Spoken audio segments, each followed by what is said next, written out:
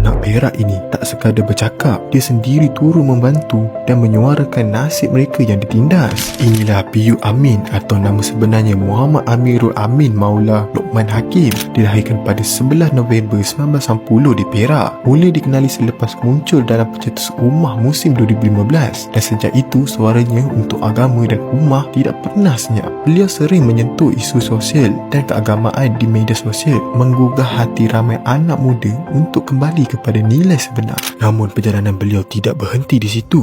Baru-baru ini, PU Amin bersama rakannya menyertai misi kemanusiaan membawa bantuan ke Gaza dan Rafah, membawa berpuluh kontena bekalan untuk rakyat Palestin yang tertindas. Dalam misi itu, mereka bukan sekadar membantu logistik tetapi juga menyuarakan kisah penderitaan berhadapan realiti dan bertahan demi memberi suara yang tidak mampu bersuara sendiri. Dari kisah PU Amin ini, kita belajar bahawa suara kita berharga jika digunakan untuk keadilan dan kemanusiaan. Apa pendapat korang tentang kisah ni? Komen di bawah.